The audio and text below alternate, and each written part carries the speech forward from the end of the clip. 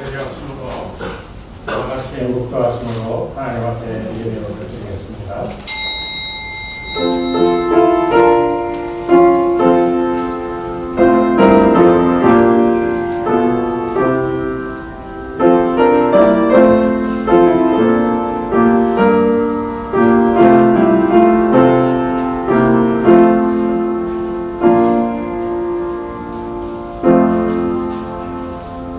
내 영혼아 여호와를 송축하며 그의 모든 은택을 잊지 말지어다. 그가 내 모든 죄악을 사하시며 내 모든 병을 고치시며 내 생명을 파멸에서 생명하시고 인자와 긍휼로 만을 씌우시며 좋은 곳으로 내 소원을 만족하게 하사 내 청춘을 독수리같이 새롭게 하시는도다. 아멘. 거룩하신 하나님 아버지, 이 결실의 계절에 하나님 전에 나와 예배드리는 주의 백성들을 기억하시고 저들로 하여금 인생의 가장 아름다운 것들로 결실하는 은혜가 있게 하여 주셔서 예배드릴 때마다 감사와 감격으로 하나님 앞에 예배드릴 수 있는 은혜가 있게 도와 주시옵소서. 이 시간 바로 그 같은 감사와 아버지 하나님을 생각하며 드리는 이 예배에 하나님 오셔서 우리를 주장하여 주시고 마음의 죄악과 허물과 연약함이 물러가게 도와주시고 하나님의 은혜로 하나님의 영광을 찬양하는 복된 시간 되게 인도하여 주시옵소서. 예수님의 이름으로 기도드리옵나이다. 아멘. 찬송가 31장 찬송하겠습니다.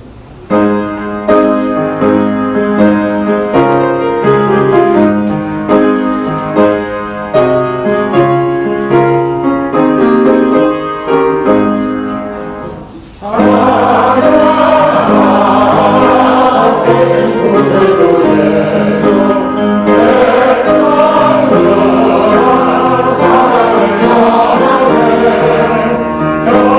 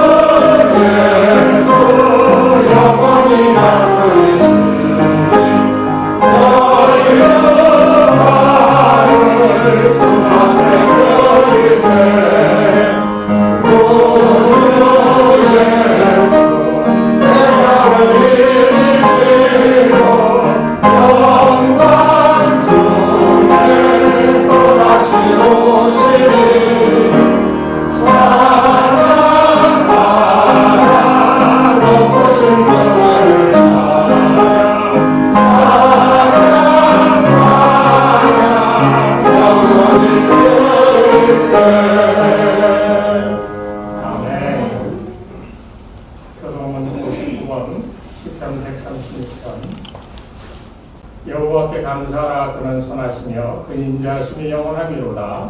주의 영원한 하나님께 감사하라. 그 인자하심이 영원하미로다. 주를 주되 뛰어난 주께 감사하라. 그 인자하심이 영원하미로다. 홀로 귀한 일들을 행사하시는 이에게 감사하라. 그 인자하심이 영원하미로다. 지혜로 하늘을 지으신 이에게 감사하라. 그 인자하심이 영원하미로다. 하늘 위에 계신 이에게 감사하라. 그 인자하심이 영원하미로다. 큰 길들을 지으신 이에게 감사하라. 그 인자하심이 영원하미로다.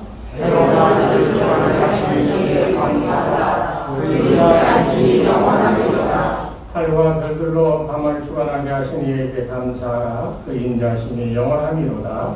해불에 잠자를 주신 이에게 감사하라. 그 인자하심이 영원하미로다. 이스라엘을 그들 중에서 인도하여 내신 이에게 감사하라. 그 인자하심이 영원하미로다.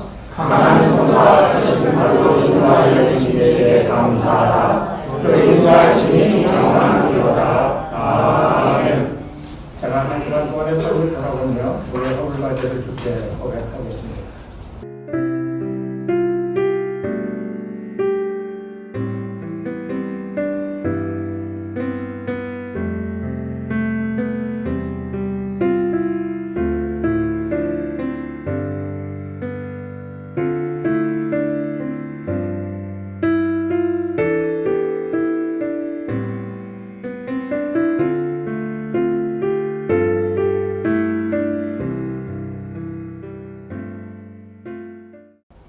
내가 이르기를 내 허물을 여호와께 자복하리라 하고 주께 내 죄를 아뢰고 내 죄악을 숨기지 아니하였더니 곧 주께서 내 죄악을 사하셨나이다.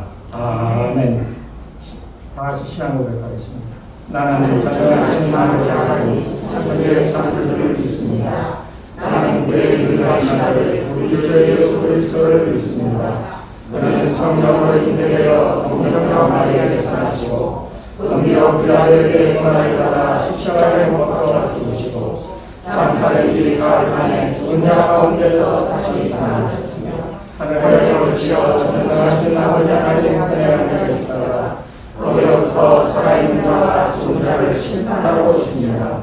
나는 성령을 믿으며 거룩한 공교회와 성령의 교제와 죄를 용서하는 것과 몸의 부활과 영생을 믿습니다.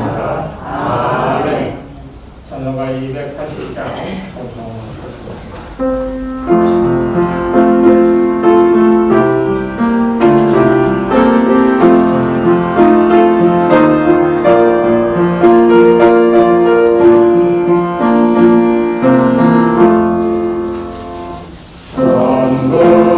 전부여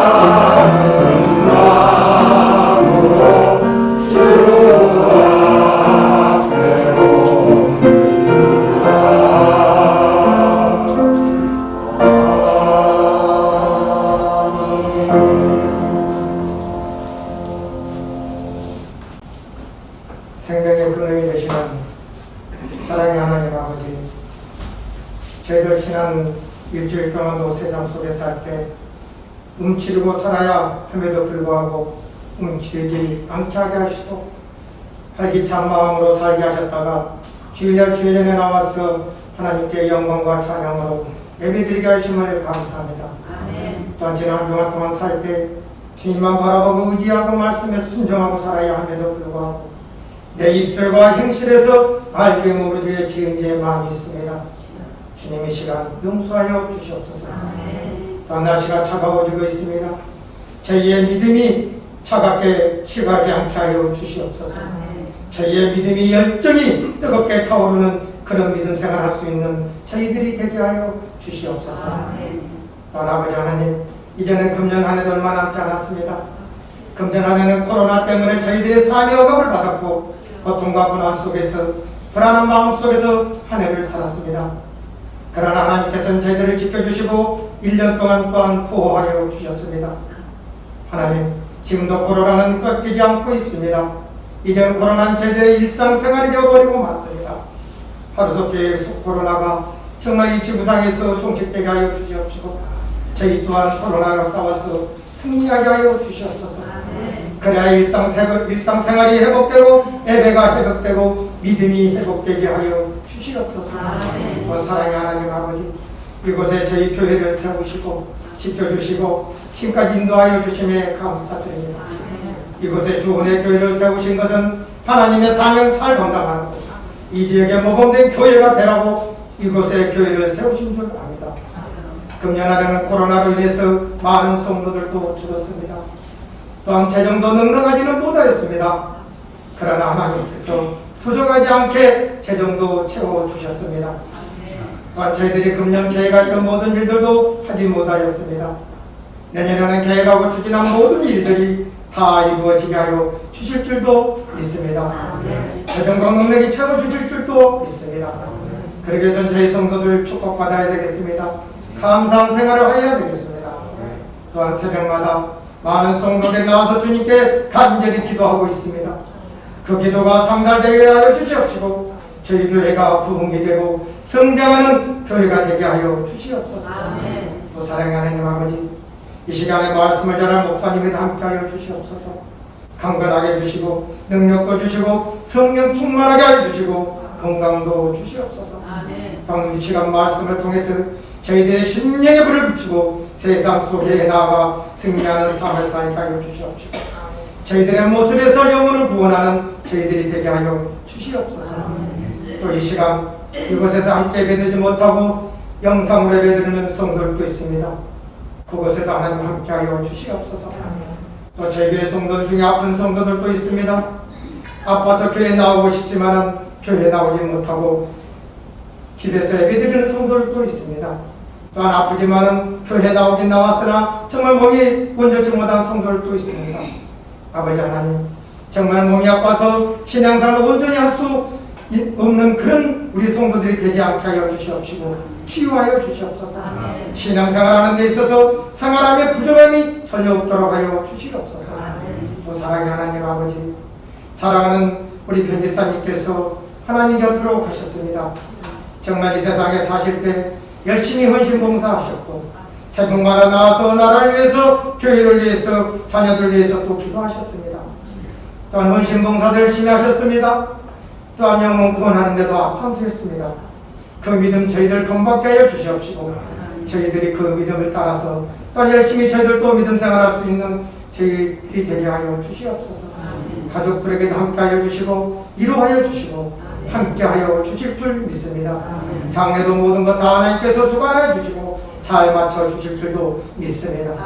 또한 아버지 하나님, 정말 이 땅에서 하루속히 코로나가 종식되게 하여 주시고 정말 저희들의 믿음이 저희들의 생활이 하루속히 회복되게 하여 주실 줄 믿고 예수님의 이름으로 기도드립니다.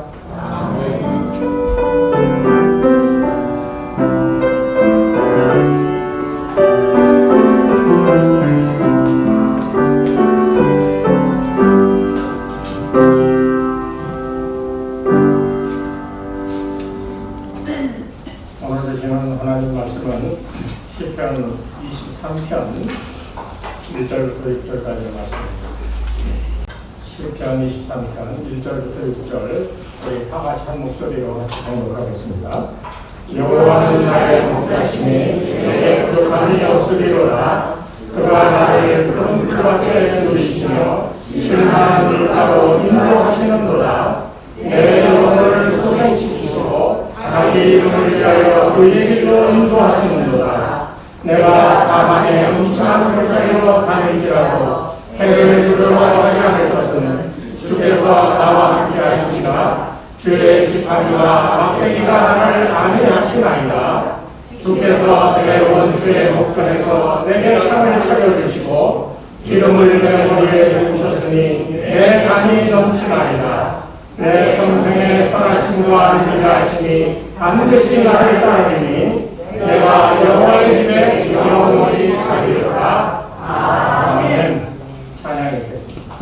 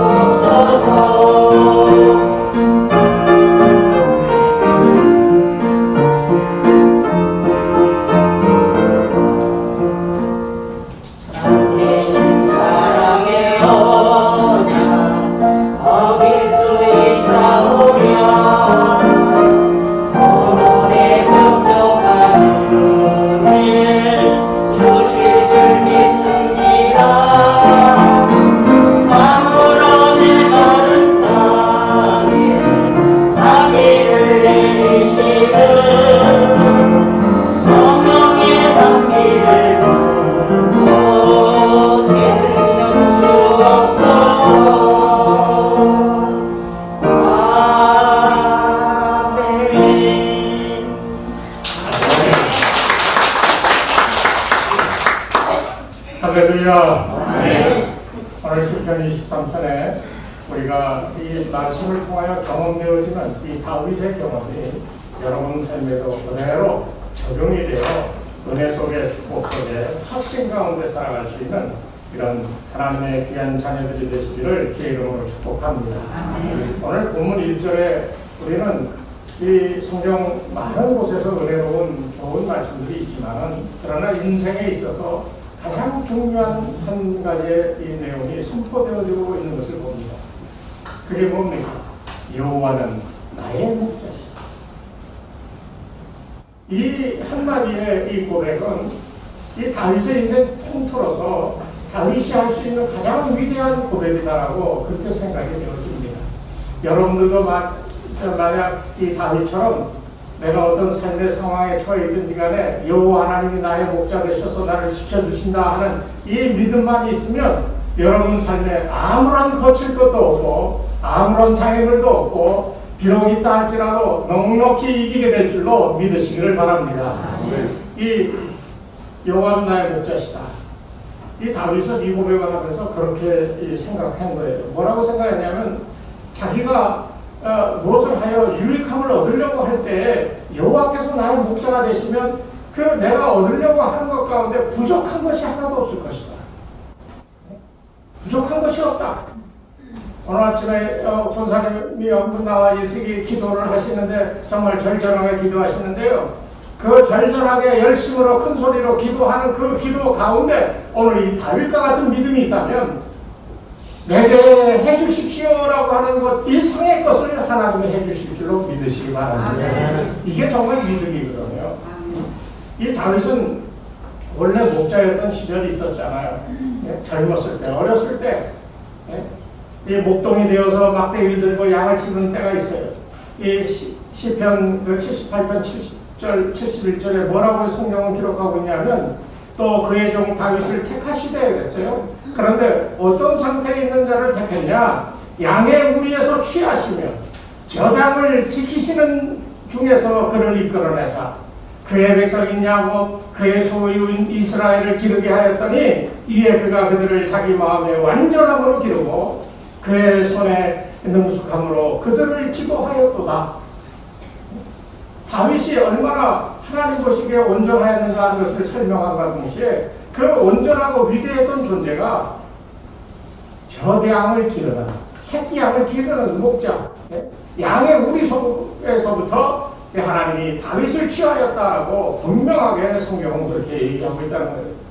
그렇기 때문에 이 다윗은 선한 목자가 양떼를 위하여 얼마나 많은 관심을 가지고 얼마나 많은 노력을 행하는지를 이 경험적으로 이 다윗은 너무나도 잘 알고 있었어요. 그러니까 이 오늘 1절에 여호와는 나의 목자다라고 하는 이 위대한 고백은요 그냥 추상적으로 내가 어려울 때 힘들 때 이렇게 해주신다라고 하는 이런 상상 속에 이상적인 믿음의 결과로서 고백되어진 것이 아니라 내가 목자가 되어 양을 쳐보니까 그 양을 기르는 목자의 심정이 어떠한가 하는 것을 충분히 경험하였기에 그런 경험으로부터 나오는 고백이 1절의 이 고백이라는 거예요. 그래서 이 하나님께서 그 백성들을 지키시는 것이 마치 목자가 양을 기르는 것 같다라고 그렇게 다윗은 아울러 설명하고 있어요. 우리가 잘 아는 대로 예수님께서 요한복음 10장 11절에 그랬어요. 나는 선한 목자다라고 설명을 하시면서 양과의 관계를 얘기하십니다. 예수님도 나는 선한 목자다라고 얘기하는 그 말씀이 이 다윗의 이 고백과 같은 그런 내용으로 이 말씀하신 게 아닌가 하는 그런 이 생각을 갖게 됩니다. 그렇기 때문에 여기에 이 다윗은 양떼를 기르는 목자로서 경험이 있기에 하나님이 나의 목자가 되었다라고 했을 때 결론적으로 그의 마음속에 이 결론이 어떻게 지어지냐 하면 내게 부족함이 없으리로다 결론이 되었다는 거예요. 그런데 이 내게 부족함이 없으리로다 하는 말은 그냥 단순하게 글로 끝나는 게 아니에요. 여기는 더 이상의 의미가 포함되어 있습니다. 내게 부족함이 없다 하는 그 말에는 심오한 의미가 있는데 그것은 이런 거예요. 내가 부족함이 없을 것이다. 이것으로만 끝나는 게 아니라 내가 필요로 하는 것은 모두 주어질 것이다. 아멘. 네? 또한 내가 만일 원하는 것을 받지 못한다면 그것은 내가 합당하지 못하거나 혹은 내게 유익이 되지 못하거나 아니면 정하신 때 받게 될 것이다 라고 결론 짓는 말이 내게 부족한 없으리라는 말이에요. 우리가 이 예수를 믿어도요, 믿음의 삶을 살아도 1차원적으로 좋으면 아이 좋아, 그리고 싫으면 아이 싫어하는 이런 게 아니라 좀 더 깊은 의미로 우리가 그리스도를 믿는 삶을 살아야 되는데, 바로 이런 의미를 우리가 곱씹을 줄 알아야 돼요. 내가 예수 안에서 능치 못할 일이 없다. 그래서 막 합니다. 근데 실패를 해. 아니, 능치 못할 일이 없다 그러면서 왜 우리로 실패하게 합니까? 이런 말을 하는 그런 이 삶은 참으로 어리석은 삶인 거예요. 내게 부족함이 없으리로다 하는 이 다윗의 고백 속에는 내게 모든 것을 원하는 것을 주실 뿐만 아니라 내가 원하고 바라는 것이 혹 지금 주어지지 않는다 할지라도 그 이유는 이것이 내게 합당하지 않기 때문에 주시지 않는 것이고, 또한 주신다 하면 내가 원하는 때 내가 원하는 것을 주는 것이 아니라 하나님께서 원하는 때 원하는 것을 주실 것이다 라고 하는 이 믿음이 내게 부족함이 없으리로다 하는 말의 깊은 의미라는 거예요. 오늘 이후로 여러분들 믿음에 내게 부족함이 없으리로다 하는 다윗의 이 고백이 여러분 삶의 고백이 되시길 바랍니다. 그리고 더 나아가 원하는 것 하나님 주세요라고 하는 믿음이 아니라 하나님이 내게 주시고자 하는 것을 정한 때에 속히 허락하여 주시옵소서. 기도가 이렇게 변화되어 있을 수 있는 은혜가 있기를 바랍니다. 이 한번 생각해 보세요. 이 초장에 뛰어노는 양떼들, 그런데 그냥 뛰어노는 게 아니야. 하나님께서 이 지팡이를 쥐고 목자 되셔서 양떼를 바라보며 흐뭇한 모습으로 이 양떼를 바라보고 있습니다. 우리 성도들은 다윗의 고백대로 우리가 그런 믿음을 갖는다면 우리가 세상 어디에 있든지, 가정에 있든 직장에 있든 교회에 있든 어느 곳에 있든지 하나님이 목자 되셔서 우리를 지키시며 흐뭇하게 바라보고 있는 것과 마찬가지예요. 그 생각을 하면 한번 생각해 보십시오. 만약 우리가 그런 믿음으로 산다 그랬을 때 우리는 이런 것을 경험하게 되어집니다. 우리는 어디 있든지 간에 평안이 거하게 된다.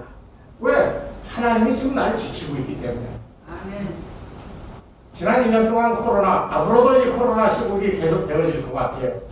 왜냐하면 지금 유럽 같은 데는 뭐 난리가 났어요. 미국도 마찬가지고요.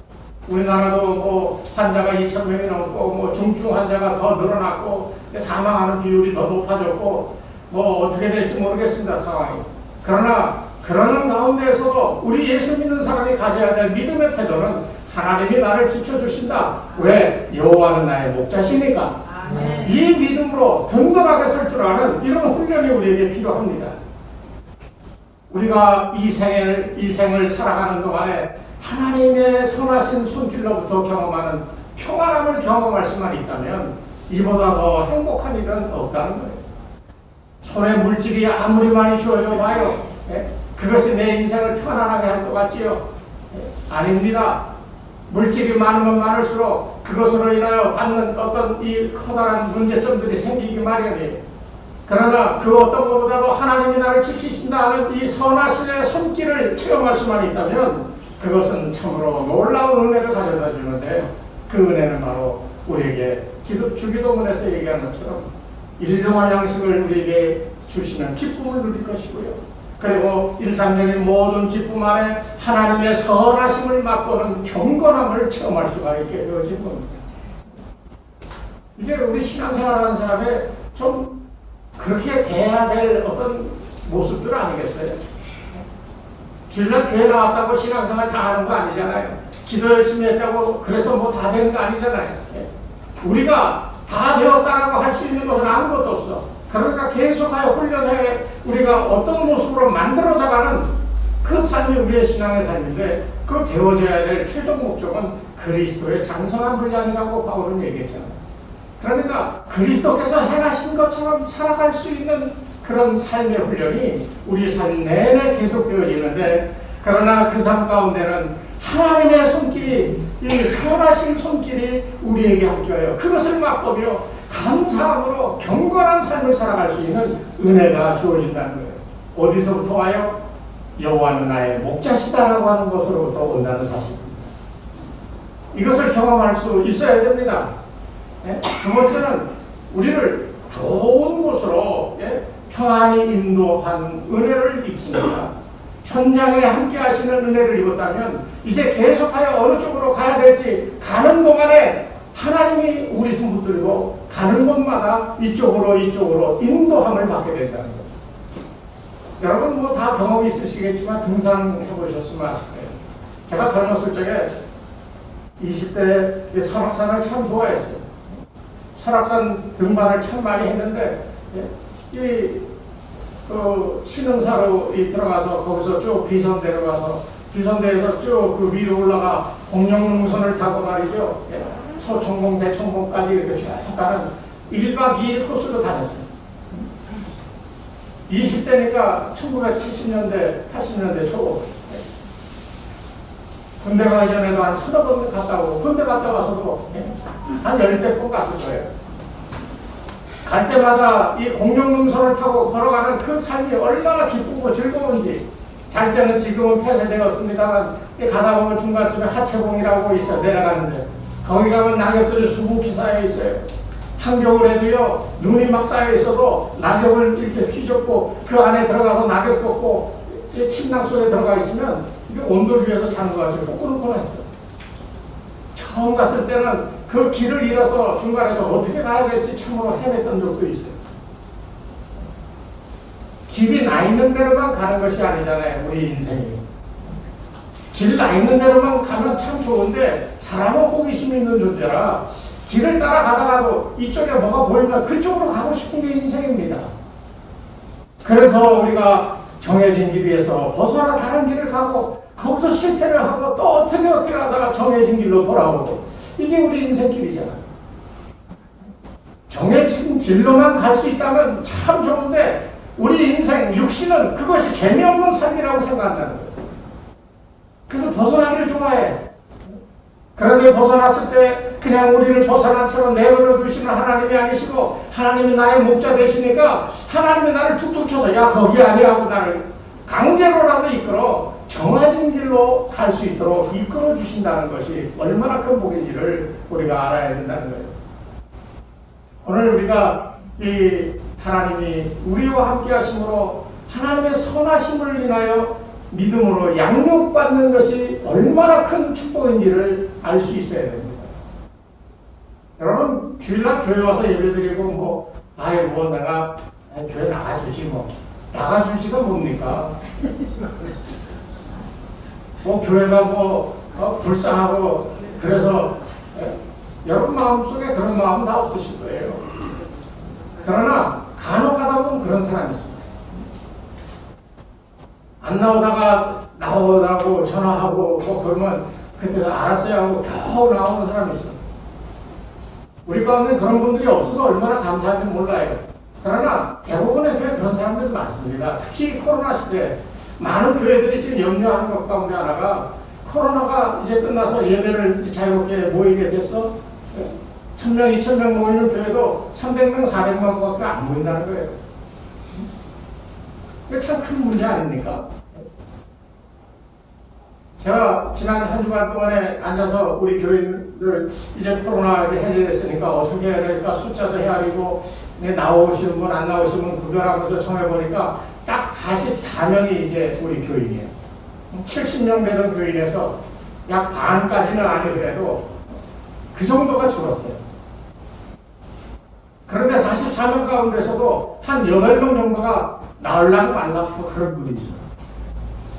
여러분 가운데 혹시라도 피곤하거나 일이 생기면 교회 못 가지 하고라고 생각하는 분이 있다면 그 생각 고쳐야 됩니다. 왜? 하나님의 선하심으로 여러분을 인도하는 그 은혜가 있는데 그 은혜를 모르면요 하나님 앞에 나와 예배드리는 게 아무렇지도 않게 빼먹을 수 있는 이런 세상적인 생각으로 가득 찰 수밖에 없게 되는 거예요. 여러분 하나님의 선하심이 여러분과 함께 하심을 믿으시기 바랍니다. 그래서 여러분 하나님의 자녀가 되었음을 내 스스로 감사하며 아멘 하며 받으시는 여러분의 믿음들이 되시기 바랍니다. 왜 그게 중요하냐? 내 인생길 가는 동안에 하나님은 우리를 먹이시고 우리로 쉬게 하시고 우리로 새로운 힘과 기쁨을 누리게 하시는 그런 놀라운 하나님의 은혜가 우리 가운데 있기 때문에 여러분 매일매일 하나님의 선하심을 체험할 수 있게 되기를 주의 이름으로 축복합니다. 그게 여기 보면 그 3절 말씀에 내 영혼을 소생시키시고 자기 이름을 위하여 의의 길로 인도하시는다 그랬어요. 이 말씀이 얼마나 중요한지 아셔야 돼요. 우리가 잘못된 길로 빠졌고 우리가 넘어져서 좌절하고 일어날 수 없다라고 하는 순간에도 하나님께서는 나를 소생시켜 주신다는 거예요. 돌이키게 해주신다는 거예요. 인생에 한번 넘어져서 못 일어나고 절망 가운데 생각하는 사람들도 얼마나 많은지 몰라요. 그래서 자포자기하는 삶을 삽니다. 신앙생활 잘하다가도 실패하고 넘어지면요 일어나서 믿음으로 극복해야 되는데 그러지 못하고 아예 그냥 세상에 빠져서 술이나 먹고 말이죠 세상이 주는 즐거움에 빠져 사는 사람들도 참 많습니다. 그러나 여러분 꼭 기억하십시오. 여호와 하나님께서 친히 여러분의 목자가 되셨습니다. 하나님이 오셔서 내가 너의 목자라고 선포하셨는데 내가 아멘으로 받지 아니하면 이 얼마나 큰 손해인지 여러분 아셔야 돼요. 선하심으로 우리에게 함께 하시고 내가 실패하고 넘어졌다 할지라도 나를 소생시켜 주시는 하나님의 은혜가 있음을 꼭 기억하시기를 바랍니다. 그러면서 소생되어야 될 이유가 있는데요. 그것은 바로 그 다음에 나오는 자기 이름을 위하여 의의 길로 인도하시고, 하나님께서 악을 행하실까요? 안 하실까요? 하나님께서 야 제가 이러니까 얘 홀딱 망하게 해야 되겠다, 혹은 내가 이렇게 축복해 주는데도 제대로 예수도 안 믿고 교회도 안 나오고 지 멋대로야 너 한번 혼나봐라 하면서 하나님께서 악의 일을 가지고 행하실까요? 아니요. 확실해? 네. 확실하죠? 하나님은 악의 일을 가지고 행하시는 분이 아니에요. 왜? 하나님의 이름은 죄악이라고 하는 거, 불이라고 하는 거, 요만큼도 허용이 안 되시는 분이기 때문에 그렇습니다. 하나님은 선하신 분이기 때문에 그 이름을 위하여서 성도들을 의의 길을 가게 해주는데, 이 의의 길은 하나님이 우리에게 요구하시는 길이지만 우리로 보았을 때는 그것은 우리가 지켜야 될 의무예요. 도덕적 의무와 그리고 신앙적 의무 다 해야지 될 책임이 우리에게 있는 거예요. 이 의의 길은요, 내가 이게 좋은 거다, 이게 틀린 거다 정해서 가는 길이 아닙니다. 그 의의 길은 내가 의무적으로 행하여야 할 길이지만 그 길은 누가 정하시냐? 여호와 하나님이 지키시기 때문에 그것을 따라가야 되는 것이 의의 길이에요. 그러니까 여러분, 섣불리 판단하는 그런 이 실수를 하지 말아야 됩니다. 대부분 살다 보면 우리가 어떤 일을 보고 왜 이랬냐 저랬냐 하고 사람들 마음들을 선동하기도 하고 자기 뜻이 다른 사람들에게 받아들이기 위해서 설득도 하고, 그래서 세를 형성하고 자기의 뜻이 관철되게 하기 위해 이렇다 저렇다 하고, 여러분 섣불리 판단하지 마시기 바래요. 왜? 우리의 생각이 아무리 옳고 이것이 바른 것 같아도요, 하나님만이 의의 정점에 계시고 그것만이 기준이 되어야 돼. 그 이름 때문에 우리가 의로운 길을 가야 되는데, 그 의로운 길은 내가 정해서 가는 길이 아니라 하나님께서 이 길이다라고 가르쳐 주시기 때문에 가는 길임을 꼭 기억하시기 바랍니다. 그래야 정말 온전한 사람이 되어 하나님 앞에 적절한 도움을 받으면서 살아갈 수가 있는 거예요. 오늘 이 중간에 쭉 나오는 말씀 4절부터 내가 사망의 음침한 골짜기로 다닐지라도, 이 사망의 음침한 골짜기라고 하는 것이 주는 이 무서운 어떤 상상할 수 있는 생각들이 있어요. 제가 2주 전부터 이 사망의 음침한 골짜기가 이게 참 이 시편 23편에 묵상하면서 마음에 와 닿더라고요. 사망의 음침한 골짜기, 과연 여기가 어떤 것이길래 이 시편 기자는 사망의 음침한 골짜기로 다닐지라도 해를 두려워하지 않을 것은, 이 말은 그 골짜기를 다니면 해를 당할 수밖에 없다는 것을 전제로 하는 거예요. 그래서 우리가 인생을 사망의 음침한 골짜기라고 비유한다면 우리는 인생을 살아가는 동안 해를 입을 수밖에 없는 존재라는 것을 우리는 인정할 수밖에 없다는 거예요.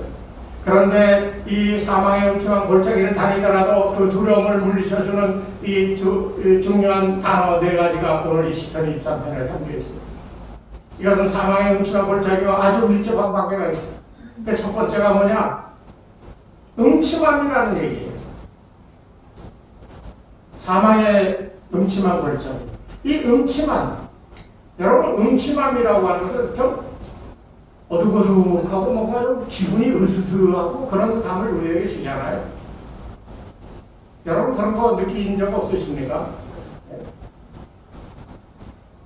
새벽에 아직 어둑어둑할 때 신동여고 사는데 모셔다 다니면서 기찻길 옆으로 가면, 지금은 그 바닥에 이 등을 박아가지고 좀 그래도 좀 화난데, 그거 없을 때는요 거기 지나가면 굉장히 스산했어요. 컴컴할 때 사람들이 제대로 그 일을 다니지 못했어요. 왜? 음침했거든요.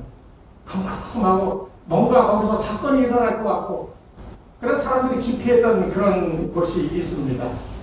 그런데 그런 곳을 에이 무슨 일이 있겠어? 아이 뭐 정오하면 막 뛰어서 도망가면 되지 하고 그 길을 쓱 지나갔단 말이에요. 음침해요. 스산한 기분이 들어요. 그런데 거기를 용기를 싹 지나갔어. 그래서 무사히 지나쳤어.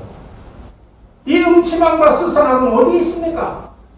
그 자리 그 장소에 그대로 존재하지만 이 음침함, 이것은 실질적인 해악이 없다는 것을 우리에게 보여주고 있는 거예요. 그것을 바라보면 우리의 마음에 두려움이 생기는 거지, 그 음침함 자체가 가지고 있는 그것은 아무것도 아니라는 거예요.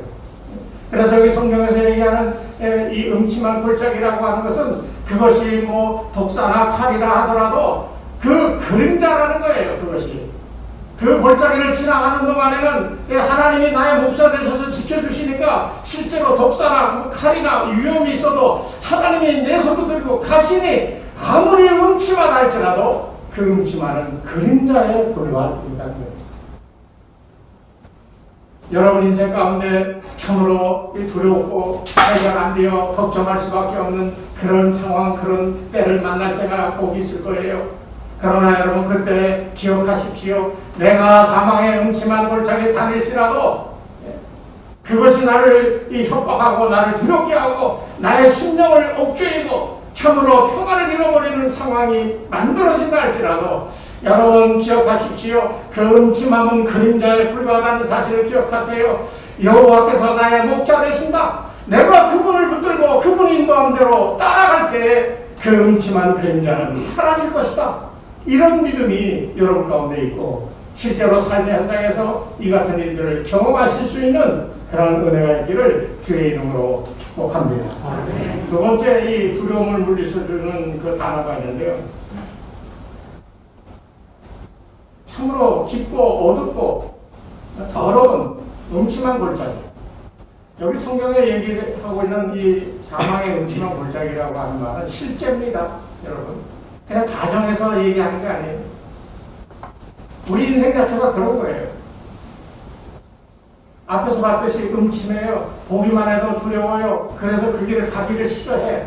그래서 사람들이 다 돌아갑니다. 그러나 실제 그것 자체가 그림자에 불과하고 여호와가 나의 목자 되셔서 그분과 함께 가면 그것이 어떻게 변하는지를 우리가 상상해 봐야 돼요. 사실 골짜기라고 하는 것은요, 열매가 풍성하고 마찬가지로 죽음 그 자체는 하나님의 백성들에게 위로의 열매가 된다는 거예요. 왜? 죽어요? 어제 우리 편집사님 위로 예배를 드리면서 그 말씀을 드렸지만 하늘로부터 우리가 영원히 구할 처소를 제공받는 것이 죽음입니다. 육신의 장막이 무너지는 거예요. 우리가 머물고 있는 이 육체가 머물러 있는 동안에는 건강하기를 원하고 잘 되기를 원하고 살았지만 때가 되어 이 육신의 장막이 무너지면 그 다음에 우리가 거할 처소가 없어지는 거예요. 그런데 그때 하늘로부터 하나님께서 주시는 신령한 장막이 내게 임하는데 그 장막이 하늘 영원한 처소가 되어질 수가 있음을 여기서 보여주고 있는 거예요.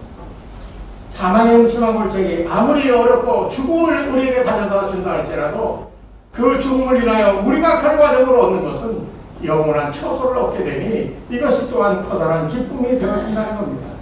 다시 말하면 깊은 이 사망의 음침한 골짜기는 풍성한 축복에 이르는 하나의 통로가 되어진다는 것을 여기에서 얘기하고 있어요. 양들은 한 곳에 머물 수 없습니다. 옮겨 다니는 거잖아요. 자, 봄, 여름, 가을, 겨울 계절을 따라 초장을 옮겨 다니면서 삽니다. 추운 한겨울에는 양의 우리에서 지내지만 초봄이 되면 이 양들을 몰고 이 초장으로 나아갑니다. 그 초장으로 나아갈 때 정상에서 풀을 뜯기도 하고 여름이 지나고 가을이 오면 산기슭에서 먹이를 찾습니다. 그런데 이 양들이 산기슭으로 올라 정상에 올라갈 때까지 목자들은 산 등성이를 타고 올라가지를 않는다는 사실을 봐야 돼요. 오늘 이 성경에서 왜 사망의 음침한 골짜기가 왜 나오냐? 그거 피해서 갈 수 있잖아요. 산 등성이로.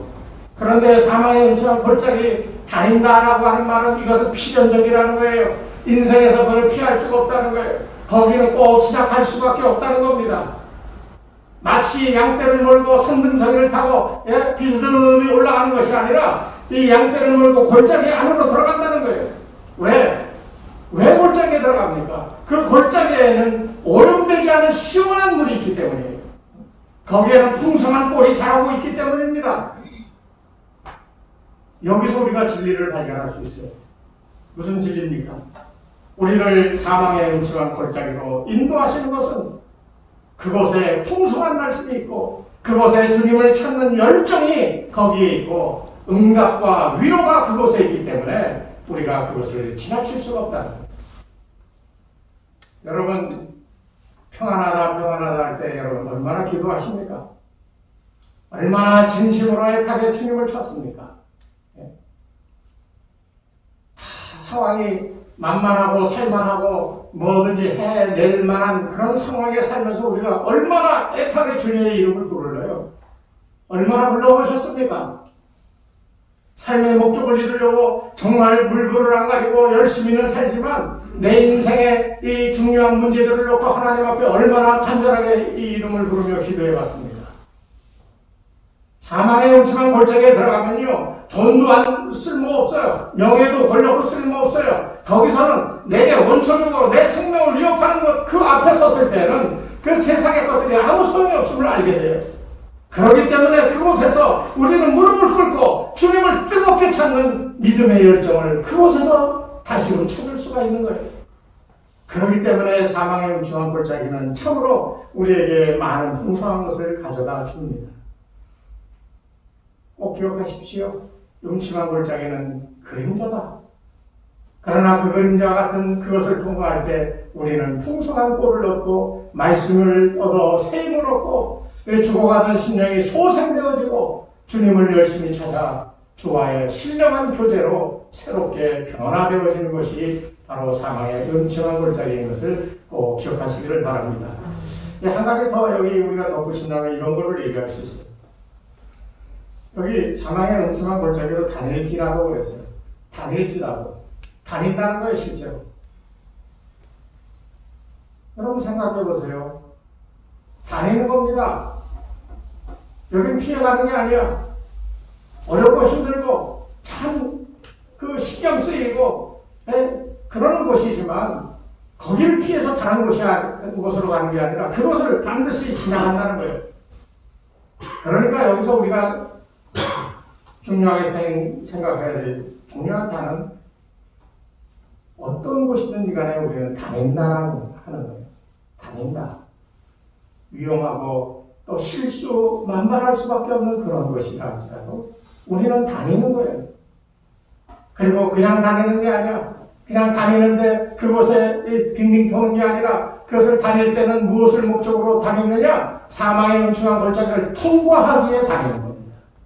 통과하기를 위해서 다니는 거예요. 그 골짜기 안에서는 우리가 바짝 긴장하고 두려움에 떨고 있지만 그곳에서는 아무런 일이 일어나지 않아. 왜? 여호와가 내 목자 되시기 때문에. 그 음침한 골짜기 때문에 우리가 주눅이 들고 두려움에 벌벌 떨지만은 주의 손 붙들고 벌벌 떠는 그 주의 손에 이끌려 그것을 쑥 지나가는 거예요.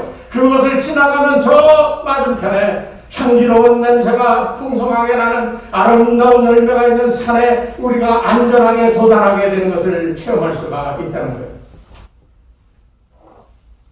왜 이게 중요하냐? 깊은 골짜기, 사망의 음침한 골짜기를 지날 때 우리는 우리의 실상을 비로소 발견하게 됩니다. 우리의 영이 깊은 골짜기를 지나면서 내가 이렇게 연약한 존재였구나. 이런 거에 두드려 떨면서 벌벌 떨며 우리가 어찌할 바 몰라 하는 이런 연약한 존재였구나 하는 참모습을 보는 거예요. 그와 반대로 그런 가운데서도 내가 의지하고 바라보고 손잡고 있는 참목자 되신 예수님, 그분이 그 어떤 능력을 가지고 나를 도와주시는지 그분의 참모습을, 사랑과 자비의 모습을 바로 이 사망의 음침한 골짜기에서 우리는 발견할 수가 있는 거예요. 연약한 나를 발견하며 그래서 소망 없다 할 때 나를 구원하여 인도하시는 그리스도 예수 목자 되신 그분을 발견하는 이 은혜가 바로 이 사망의 음침한 골짜기 안에서 체험되어지는 귀한 역사라는 겁니다. 여러분 꼭 기억하세요. 양은 깊은 골짜기를 지나면서 목자의 참모습과 목자의 희생과 우리를 향한 자비를 우리에게 보여주십니다. 그것을 보고 감사함으로 그것을 받아 우리가 누려야 되는 것이 이게 이 다윗이 얘기하는 나와 함께 하리라 라고 하는 말 속에 다 포함되어 있는 거예요. 주께서 나와 함께 하신다. 이거는 아주 생명적인 관계를 얘기하는 거예요. 어두운 길은 깊은 골짜기, 이런 것들은 맹수가 있고 독이 있고 벌레가 독을 갖고 공격하고 그런 것이에요. 습한 곳이기 때문에 어떤 병도 생길 수 있는 균들이 있기도 하고요. 그러니까 이거 위험한 곳입니다. 그리고 해가 지면 다른 데보다 일찍 그늘이 져서 어두컴컴해지는 이런 곳이에요. 대낮에 해가 떠올랐을 땐 밝게 비춰주지만, 그러나 해가 지면 쉬 어두워 그곳에 들어가기 꺼려하는 것이 이 깊은 골짜기라는 거예요. 저는 이 말씀을 보면서 우리의 삶을 한번 되돌아봅니다. 우리 인생에 있어서도 위기의 순간이 있잖아요. 위험한 순간이 있습니다. 숨 막히는 순간들이 있습니다.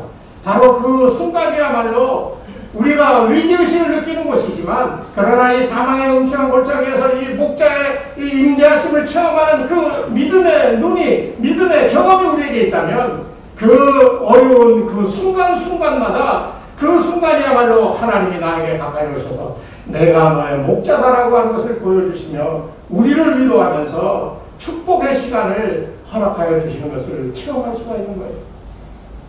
오늘 이후에 여러분 삶에 어떤 일들이 벌어질지 알 수 없지만 꼭 기억하십시오. 여호와가 나의 목자 되셨다. 그렇기 때문에 내가 부족함이 없다. 그 부족함이 없다라고 하는 것은 사망의 음침한 골짜기에 죽을 고비를 맞아서도 그 안에서 내가 부족함이 없다.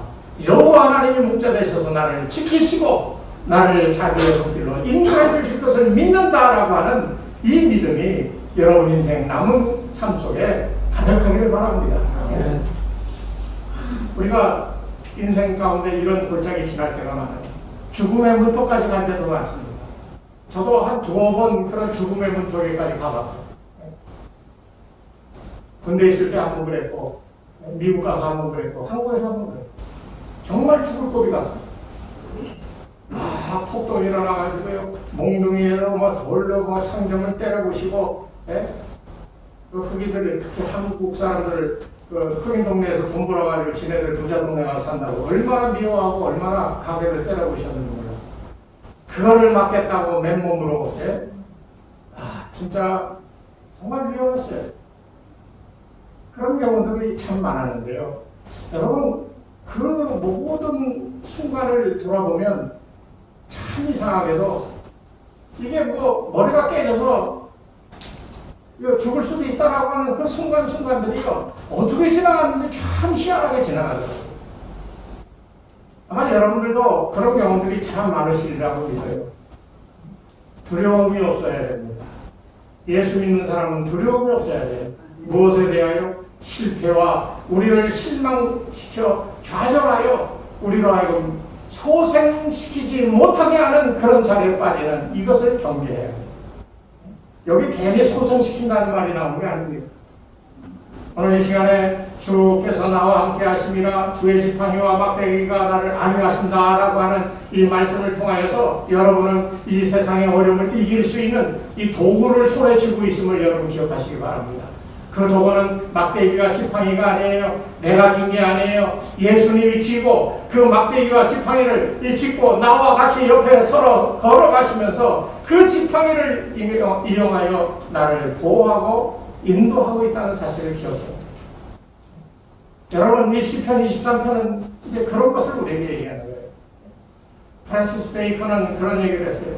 순탄할 때의 덕은 절제요. 고난과 역경 속의 덕은 강한 의지라고 했습니다. 왜냐하면 순조로움을 만나면 안심하게 됩니다. 안심하게 되면 교만과 자만에 빠지기가 쉽다는 거예요.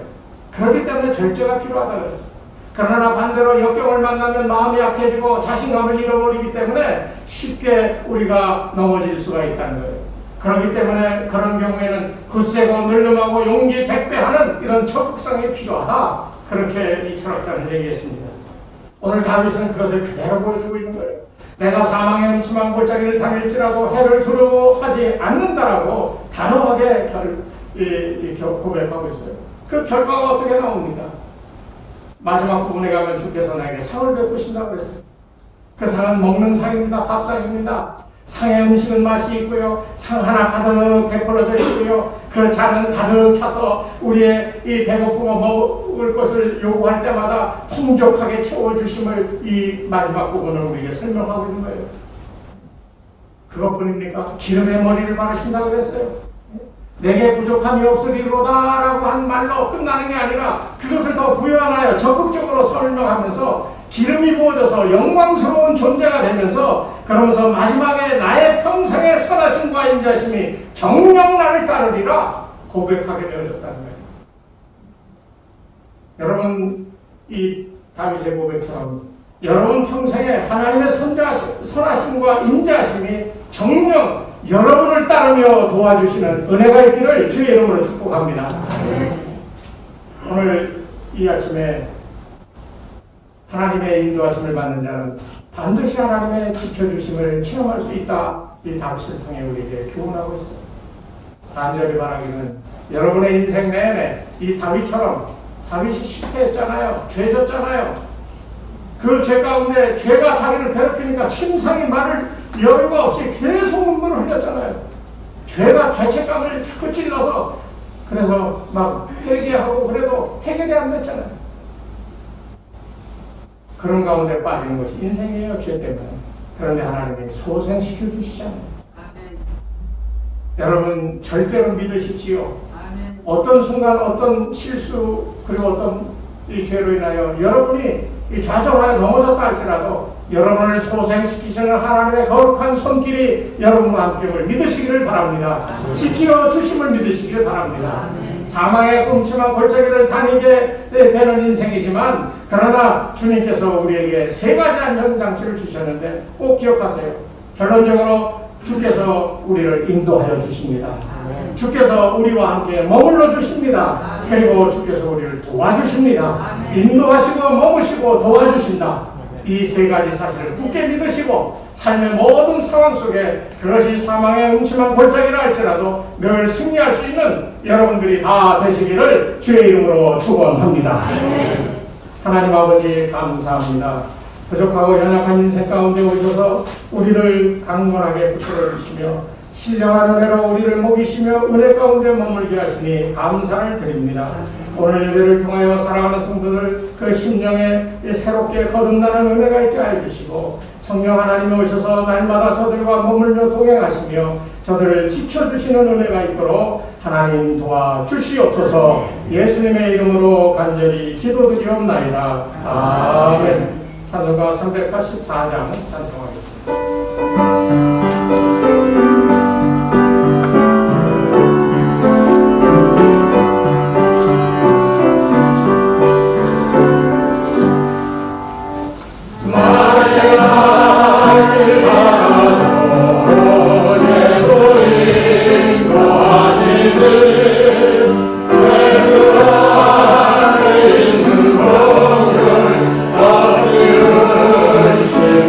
Mario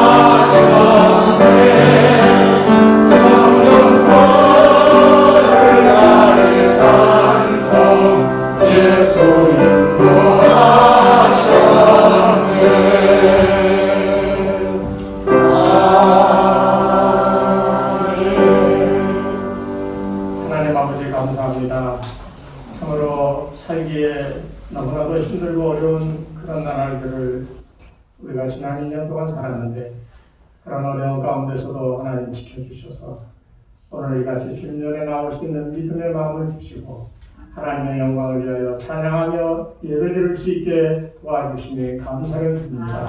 어려운 가운데서도 하나님을 찬양할 수 있는 믿음 되게 도와주시옵시고 무엇보다도 하나님의 크고 놀라운 손의 축복을 체험하는 귀한 성도들 되게 도와주셔서 아버지 하나님 살아계셔서 지금도 우리의 목자가 되시며 우리의 필요를 채워주시며 우리의 삶이 차고 넘치게 하시며 아버지 하나님 그 선하심과 인자심이 우리의 평생에 함께함을 감사함으로 체험하며 영광 돌리는 귀한 성도들의 복된 삶이 되게 인도하여 주시옵소서.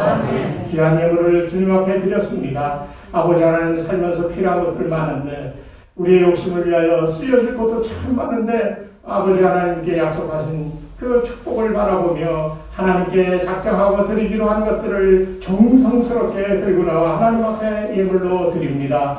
예물을 받으시고 축복하여 주시옵소서.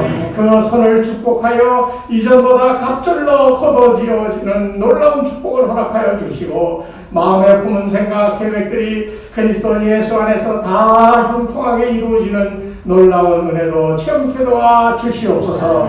귀한 물질, 귀한 곳에 쓰임받게 도와주시고 부족함이 없도록 채우시는 하나님의 놀라운 능력의 역사가 사랑하는 성길들을 통하여 우리 교회에 차고도 넘치도록 쏟아부으시는 은혜로 나타나게 도와 주시옵소서. 주신 것들을 감사드리오며 11조예물, 감사예물, 주일예물, 건축예물 또 모든 이름으로 드리는 것들 아버지 하나님 오병이어의 기적같이 사용하여 우리로 하여금 더욱더 크고 놀라운 부흥의 역사가 나타날 수 있도록 축복하여 주시옵소서. 예수님의 이름으로 기도드리옵나이다. 아멘.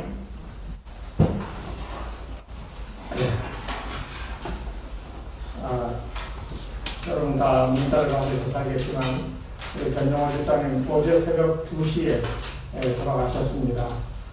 뭐 돌아가시는 과정은 다 들어서 아시겠지만 아무튼 어떻게 보면 아파서 병원 가서 이렇게 저렇게 힘들었던 것은 한 3일 정도 힘드셨던 것 같아요. 뭐 그 전에 한 2주 정도 또 뭐 몸이 안 좋아서 그랬지만 어떻게 보면 본인에게는 참 호상입니다. 나이 들어서 고통받고 살아가는 사람들 얼마나 많습니까? 뭐 어떤 분들은 뭐 오래 사시니까 참 장수의 축복받았다 그러는데요. 제 어머니도 이제 내년 1월 달이면 95세가 되는데 장수하시지요. 감사하지요. 근데 감사한 가운데 안 아픈 데가 없는 거예요. 약을 먹어도 소용없고 의사들도 그냥 한다는 얘기가 나이가 드셔서 그런 거니까 뭐 어쩔 수가 없습니다. 어떻게 손 쓸 수 있는 방법이 없는 거예요. 그러니까 여러분들 기도하세요. 우리 변집사님처럼 은혜 가운데 하나님 앞에서 복되게 살다가 하나님 오라 하시는 날 정말 영광된 모습으로 갈 수 있도록 하나님 복을 주시옵소서. 그렇게 기도하시기 바랍니다. 오늘 일정은 예배 마치고 1시 반에 서울 의료원 사무실, 장례식장 사무실입니다. 입관 예배를 드리도록 하겠습니다. 예배 마치시고 잠깐 차 한잔 하시고 1시 반에 거기 모이면 되겠습니다. 어저께는 약 한 10명 정도 왔는데 오늘은 오늘 잠깐 여러분들 점심 식사하고 가신다고 거기 가서 좀 일찍 가서 점심 식사하시고 1시 반에 입관 예배 잠깐 드리고 그리고 돌아가겠습니다. 여러분들 자원 바쁘신 분들은 할 수 없지만 될 수 있으면 다 작은 교회가 뭐가 좋습니까? 이런 끈끈한 정이 좋은 거 아니겠어요? 여러분들 시간 내셔서 1시 반에 점심은 장례식장 가서 잡수시면 됩니다. 그렇게 하는 걸로 하시고 내일 또 5시에 출상 예배를 드립니다. 뭐 몇 분이나 오실지 모르겠지만 혹시 월요일날 5시에 예배 오실 수 있는 분 혹시 계세요? 네, 오늘 차보내 갈게요. 3분, 4분. 예. 거기 예배를 드리고 청계산 밑에 서울 쪽에 그 화장하는 화장터가 있어요. 화장장이. 거기 가서 화장을 하고 성산에 있는 행성으로 거기 가서 수목장으로 하신답니다. 우리 교회는 양재 그쪽에 있는 화장장까지 가서 화장하고 떠나는 거 배웅하는 것으로 마치겠습니다. 될 수 있으면 우리 권사님들 직장 가시는 분들은 어쩔 수 없지만 그렇지 않은 분들은 내일 월요일 하루 봉사하신다 생각하고 또 변 집사님 마지막 가는 길을 배웅한다 생각하시고 화장장까지 최소한 4-5분 가면 참 좋겠다는 생각이 듭니다. 여러분 시간을 내셔서 함께 참여하시면 감사하겠습니다. 그리고 다음 주일 추수감사주일인데요.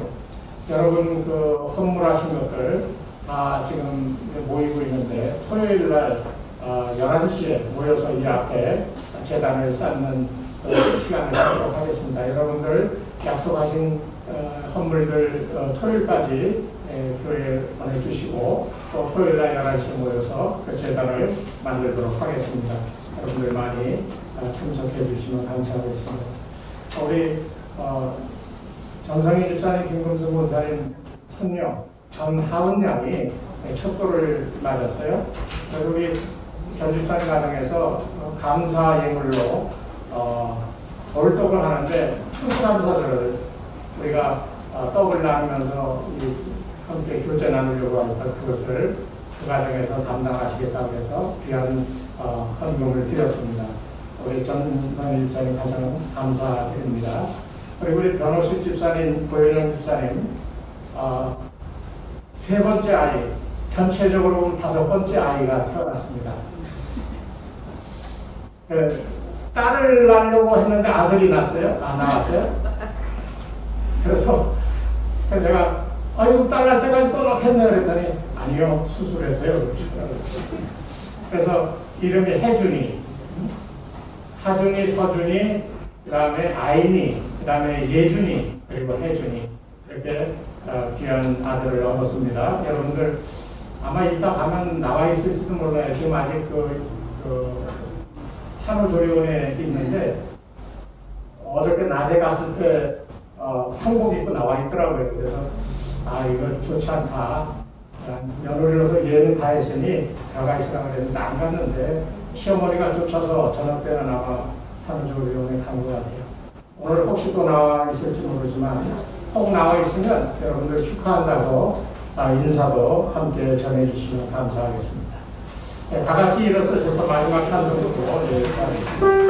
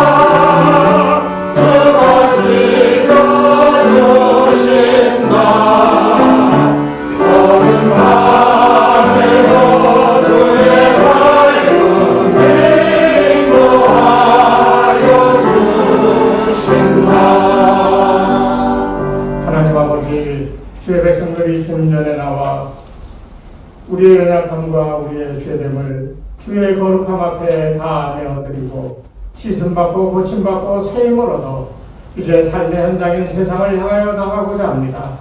사랑하는 성도들 발걸음위에 주님 좋은 목자 되셨사오니 저들을 지키시고 인도하시고 아버지 어느 곳으로 가든지 사망의 음침한 골짜기에 머물지라도 친히 지켜주시는 놀라운 은혜로 함께하여 주시옵소서. 이제는 우리 주 예수 그리스도의 은혜와 하나님 아버지의 무한하신 사랑하심과 성령님의 감화감동 인도하심이 사랑하는 주의 백성들 위해 저들의 가정과 자녀들과 그 사업 위에 이 교회 위에 이제로부터 영원토록 함께하옵시기를 간절히 축원하옵나이다. 아멘.